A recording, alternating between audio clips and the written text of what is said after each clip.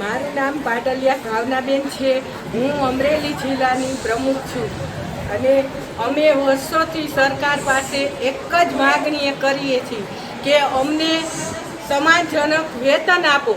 કેટલી રેલી કરી, કેટલા આવેદન કર્યા, કેટલી વાર કમિશનર સાથે બેઠક કરી, સચિવ સાથે બેઠક કરી, પણ કોઈ પણ જાતનો અમારા પ્રશ્નનો, અમારી જે 12 માંગણી છે એમાંથી એક પણ માંગણીનો ઉકેલ આવેલ નથી, સિવાય કે એક નવા મોબાઈલ આપ્યા। પણ જેવા નવા મોબાઈલ આપ્યા એટલી અમારે એપ્લિકેશન અને એટલું કામનું ભારણ છે, છતાંય અમે કામ કરવાની ના જ નથી પાડતા।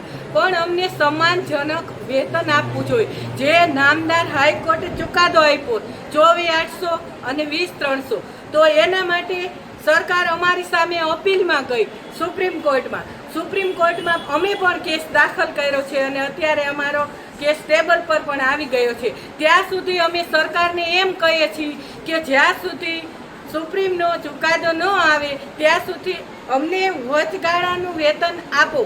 જે અત્યારે 18,500 છે, નાનામાં નાનું વેતન છે, એના માટે અમે સરકાર પાસે માગણી કરીએ છીએ। પણ સરકાર હજી સુધી અમારા એક પણ અમને 2 મહિનાનું સરકારે કીધેલું કે ચૂંટણી પછી જાહેર કરશું, પણ સરકારે જાહેર કરેલ નથી। તો હવે એના માટે અમે આજરોજ અમરેલીમાં આખા જિલ્લાની બહેનો, તમે જોવો છો એટલા બહેનો હાજર છે, એટલા બહેનોને અમે ગાંધીનગર 9મા મહિનામાં એટલે કે સપ્ટેમ્બર માસમાં અમે મોટું આંદોલન કરવાના છીએ।